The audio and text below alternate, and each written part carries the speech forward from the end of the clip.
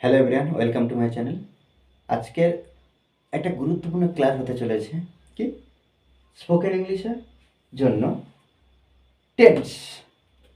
English গ্রামারের বা spoken ইংলিশের ক্ষেত্রে আমরা যা গ্রামার করি না কেন, গ্রামাটিক্যালের মধ্যে যা পাঠ করি না কেন, যে কোনো পাঠ করি না কেন, যদি টেন্স যদি আমরা না জানি বা টেন্সের বিষয় সম্পর্কে, টেন্সের ভিতরে যদি আমরা না ঢুকতে পারি, তাহলে যেন মনে হবে ইংলিশে কিছু না কিছু একটু কম আছে।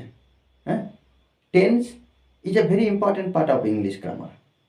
হ্যাঁ, টেন্সটা আমাদের শিখতে হবে। কেন কেন কারণ সময়, টাইম ইজ দ্য ইম্পর্ট্যান্ট। হ্যাঁ, time is the main thing in our daily life. কেন? কারণ টাইম অর্থাৎ সময় ছাড়া কিন্তু আমরা চলতে পারবো না, সময়ের সঙ্গে তাল মিলিয়ে চলতে হবে। তাই টেন্স মানে কি সময়। আমি আগের দিন অর্থাৎ পার্ট ওয়ানে, টেন্সের পার্ট ওয়ানে আমি টোটাল 12টা টেন্স সম্পর্কে আমি আলোচনা করেছি। আজকের আমি শুধু আলোচনা করতে যাচ্ছি তিনটে টেন্স, তিনটে পার্ট। কী কী? সিম্পল পাস্ট, সিম্পল প্রেজেন্ট আর সিম্পল ফিউচার। এই যে তিনটে পার্টের মধ্যে, এই তিনটে পার্টের মধ্যে ইংলিশ যে বাক্য গঠনের যে স্ট্রাকচারটা হয়, সেই স্ট্রাকচার এখানে আমি দেখব এবং কিভাবে বাক্যগুলো গঠন হচ্ছে সেগুলো আলোচনা করব। দেখো, আর অবশ্যই প্রথম থেকে লাস্ট পর্যন্ত মনোযোগ দিয়ে দেখবে। হ্যাঁ, দেখো, সিম্পল পাস্ট অর্থাৎ সিম্পল বলতে সাধারণ, আর পাস্ট মানে অতীত। তাহলে প্রত্যেকটা সিম্পল মানে সাধারণ। কোনো বাক্য যখন সাধারণভাবে বোঝাবে, হ্যাঁ, কোনো বাক্য যখন সাধারণভাবে বোঝাবে বা কোনো কাজ যখন সাধারণভাবে বোঝাবে, তখন কি হচ্ছে না সিম্পল। তাহলে আমরা প্রত্যেকবারে আমরা এখানে বলতে পারি সিম্পল পাস্ট, হ্যাঁ, সিম্পল প্রেজেন্ট, সিম্পল ফিউচার। দেখো, এখানে আমরা গঠনটা একটু দেখব। দেখো, আমি গঠনটা একটু লিখছি। অর্থাৎ গঠন বলতে কি ইংরেজি বাক্যের যে গঠনটা হয়। দেখো, প্রত্যেকবারে কি করতে হচ্ছে না, সাবজেক্ট বসবে, সাবজেক্ট প্লাস ভার্ব। ভার্ব অর্থাৎ পাস্ট আছে মানে কি অতীত, পাস্ট মানে অতীত, কোনো কাজ হয়ে গিয়েছে। দেখো, আমরা প্রতিদিন শরীরচর্চা করতাম, তাই এটা কি পাস্ট বা অতীত। তাহলে গঠনটা কি হচ্ছে subject plus V two, subject plus V two অর্থাৎ past form of the main verb, past form of the main verb. Subject plus V two plus OB বা ওটি আমরা ব্যবহার করি। ওটি বলতে কি আদার্স। হ্যাঁ, আদার্স অর্থাৎ সেন্টেন্সের অন্যান্য অংশ। এবার দেখো, আমরা সিম্পল প্রেজেন্টের একটু গঠনটা আমরা একটু দেখি। একইভাবে সাবজেক্ট প্লাস ভি1 অর্থাৎ present form of the main verb. এই ভি ওয়ানের সঙ্গে কি করতে হবে না এস বা ইএস যুক্ত করতে হবে। তারপরে কি ওবি বা ওটি। ওকে, এইভাবে সাবজেক্ট ভি1, তারপরে কি ভি1 সঙ্গে এস বা এস যুক্ত করতে হবে। অর্থাৎ সিম্পল প্রেজেন্টের ক্ষেত্রে, অর্থাৎ আমরা এখানে সিম্পল প্রেজেন্ট বা ইনডেফিনিট বলি। হ্যাঁ, indefinite, present indefinite, future indefinite, আর এদিকে পাস্ট ইনডেফিনিট, এভাবে আমরা ব্যবহার করতে পারি। জাস্ট আমরা একটা এখানে কি সিম্পল ব্যবহার করছি। এবার আমরা আসবো কি ফিউচারের ক্ষেত্রে। দেখো, ফিউচার এখানেও কি হচ্ছে সাবজেক্ট যুক্ত হচ্ছে, সাবজেক্টের সঙ্গে, সাবজেক্টের পরে কি হচ্ছে না ভবিষ্যতের জন্য কোনো কাজ হবে, হবে, করব, এই ধরনের, বা হয়নি এখন, ভবিষ্যৎ হবে, তখন এই যে শ্যাল আর উইল এর মধ্যে একটা আনতে হবে, প্লাস ভি1 প্লাস ওবি আর ও টি। এইভাবে বাক্যগুলো গঠন হতে থাকবে। দেখো, সাবজেক্ট এখানে পাস্ট টেন্স। আচ্ছা, তোমরা ভাববে যে সিম্পল প্রেজেন্ট, প্রেজেন্ট টেন্স আগে ধরি, তারপরে পাস্ট ধরতে হয়, তারপরে ফিউচার ধরতে হয়। কিন্তু আমি এখানে কি করেছি না পাস্ট টেন্স আগে ধরেছি, পাস্ট টেন্স আগে ধরে তারপরে কি করেছি প্রেজেন্ট টেন্স ধরেছি, আমাদের বোঝার সুবিধার্থে। আমাদের বোঝার সুবিধার্থে আমরা ধরেছি। কেন? দেখো, তুমি যে জায়গায় দাঁড়িয়ে আছো, এখানে তিনটে টেন্স বোঝার আরেকটা উপায় কি, তুমি এখন যে জায়গায় দাঁড়িয়ে আছো পিছনের দিকে তাকাও, পিছনের দিকে তাকাও, সামনের দিকে তাকাও। পিছনটা হলো পাস্ট, সামনেটা হলো ফিউচার, আর যে জায়গায় দাঁড়িয়ে আছো সেইটাই হলো বর্তমান, অর্থাৎ প্রেজেন্ট। হ্যাঁ, এইভাবে কি করতে হবে, আমাদের ভাবতে হবে। হ্যাঁ, দেখো এবার আমরা প্রত্যেকটা বাক্য আমরা কিভাবে ট্রান্সলেট করব। দেখো, আমরা প্রতিদিন শরীরচর্চা করতাম, করতাম অর্থাৎ ভি2 ব্যবহার করব, ভি2 অর্থাৎ পাস্ট ফর্ম। আমরা উই টুক, এখানে টেক থেকে টুক এসছে, টেক হলো ভি1 আর টু হলো ভি2, টু হলো ভি2, তাহলে we to physical, physical exercise,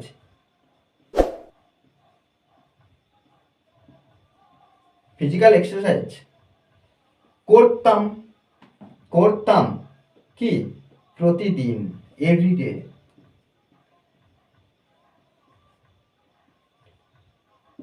everyday, তাহলে we to physical exercise everyday, প্রত্যেক দিন। তাহলে প্রত্যেক দিন করতাম, বাট এখন নয়, কিন্তু এখন নয়। তাহলে এখানে কি আমাদের ভি2 ব্যবহার হচ্ছে। তারপর দেখো, সে গতকাল এখানে এসেছিল, সে গতকাল এখানে এসেছিল, গতকাল। দেখো এখানে বাক্যটা দেখো, হি এসেছিল, কেম, কেম, সে এসেছিল এখানে, দেখো সে এসেছিল এখানে, হিয়ার, সে এসেছিল এখানে। গতকাল, গতকাল ইংরেজিতে আমরা কি বলবো, ইয়েস্টারডে, ইয়েস্টারডে, ইয়েস্টারডে। আমি আজ সকালে তার সাথে দেখা করেছিলাম। আচ্ছা, মিট বলতে কি, মিট MEET অর্থাৎ MEET, মিট মানে দেখা করা বা সাক্ষাৎ করা। এবার এর পাস্ট ফর্মটা কি, তখন একটা দেবো, MET, মিট। তাহলে এখানে দেখো, আই মেট হিম, আমি দেখা করেছিলাম তার সাথে। আজ সকালে, আমরা আজ সকালে টুডে মর্নিং, বাট শুধু টুডে, আজকের মর্নিং বলতে পারি, অথবা কি লিখবো না, দিস মর্নিং, দিস মর্নিং।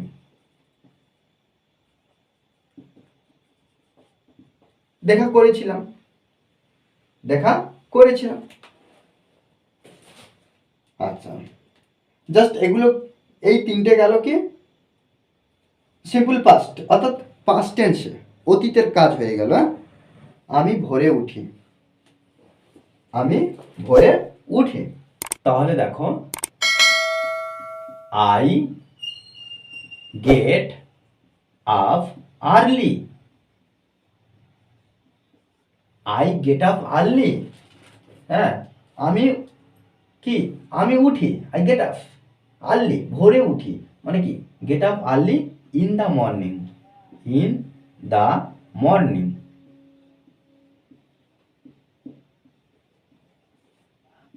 তারা,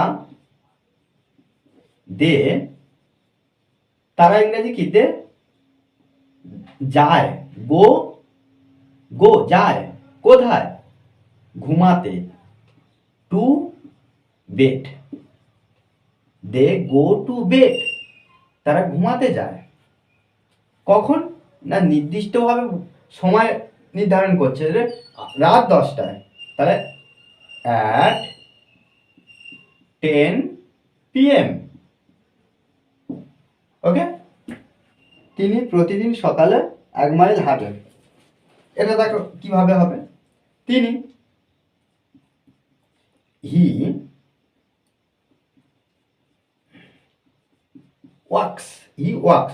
এখানে দেখো এস যুক্ত করলাম কেন, আমরা লিখেছি কি ভার্ব 1 এর সঙ্গে এস বা এস যুক্ত করতে হবে। এবার দেখো, এই এস বা এস যুক্ত করতে হবে ভার্বের সাথে, এখানে যুক্ত করলাম না, এখানে করলাম না, কিন্তু এখানে করলাম। কেন, কারণ দেখবে শুধু সিম্পল প্রেজেন্ট অর্থাৎ প্রেজেন্ট ইনডিফিনিট টেন্সের ক্ষেত্রে আমরা বাক্য গঠনের ক্ষেত্রে যখন সাবজেক্ট পাবো, সাবজেক্ট যদি থার্ড পারসন সিঙ্গুলার নাম্বার হয়, থার্ড পারসন হতে হবে, আবার সিঙ্গুলার নাম্বার হতে হবে। আমরা জানি পার্সনকে 3 ভাগে ভাগ করা যায়, ফার্স্ট পারসন, সেকেন্ড পারসন আর থার্ড পারসন। আমরা হলো ফার্স্ট পারসন আর তোমরা হলো সেকেন্ড পারসন, বাদ বাকি সব থার্ড পারসন, কিন্তু থার্ড পারসন সিঙ্গুলার হতে হবে। তাহলে আমরা ফার্স্ট পারসন সিঙ্গুলার, কিন্তু এটা ফার্স্ট পারসন। এই যে দেটা থার্ড পারসন কিন্তু প্লুরাল, কিন্তু আমি কি বললাম না, থার্ড পারসন কিন্তু সিঙ্গুলার নাম্বার হতে হবে। এখানে হিটা হলো থার্ড পারসন, আবার সিঙ্গুলারও হয়েছে, ওই জন্য কি করলাম, he walks 1 mile, a mile 1 mile, তিনি হাঁটেন 1 মাইল প্রতিদিন সকালে। তাহলে আমরা প্রতিদিন, everyday morning, every day morning,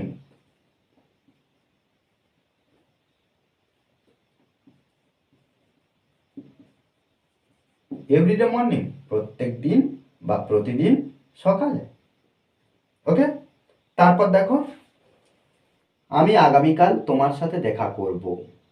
এই যে দেখা করব, এটা দেখো, আমি আয়ের পরে শ্যাল আর উইলের মধ্যে যখন একটা আনবো,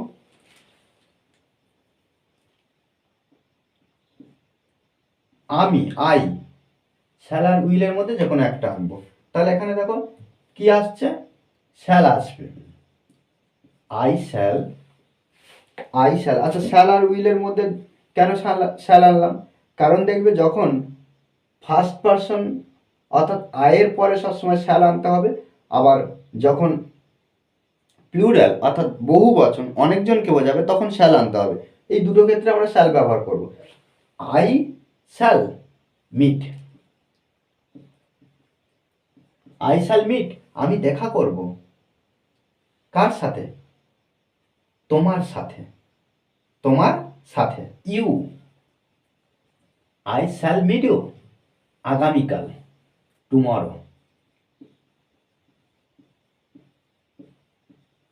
ওকে, I shall meet you tomorrow, আমি দেখা করব তোমার সাথে আগামীকাল।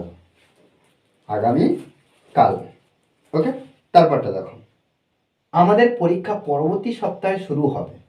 তাহলে দেখো এখানে আমাদের, তাহলে কি হবে না, আওয়ার এক্সাম, আমাদের পরীক্ষা কি, উইল স্টার্ট, আওয়ার এক্সাম আমাদের পরীক্ষা উইল স্টার্ট শুরু হবে পরবর্তী সপ্তাহে। তাহলে আমাদের পরীক্ষা শুরু হবে, আওয়ার এক্সাম উইল স্টার্ট, আমাদের পরীক্ষা শুরু হবে কি, পরের সপ্তাহে, নেক্সট উইক। ওকে, নেক্সট উইক, পরের সপ্তাহে। শীত আবার আসবে, উইন্টার উইল কাম এগেন। এটা কি না, উইন্টার শীত, উইল কাম আসবে, এগেন বলতে আবার, শীত আবার আসবে। দেখো এই যে তিনটে তোমরা কম্পেয়ার করে সুন্দর করে করবে। হ্যাঁ, এই ধরনের বাক্যে, এই ধরনের দেখো গঠনের উপরে তোমরা হাজার হাজার বাক্য তৈরি করো। তাহলে এখানে দেখো সিম্পল প্রেজেন্ট টেন্সের গঠন কি, সাবজেক্ট প্লাস V1 এস বা ইয়েস, অবজেক্ট বা ওটি। সিম্পল পাস্টে সাবজেক্ট V2 তারপর অবজেক্ট বা ওটি। আর সিম্পল ফিউচারে কি, subject shall will V1 object বা ওটি। ঠিক আছে, এইভাবে। ওকে, তোমরা অবশ্যই প্রতিনিয়ত প্র্যাকটিস করতে থাকবে। ওকে, আর এই ধরনের ক্লাস পেতে তোমরা চ্যানেলটি সাবস্ক্রাইব করবে। আর ভালো লাগলে বন্ধুবান্ধবকে অবশ্যই শেয়ার করবে। Okay, thanks for watching this video.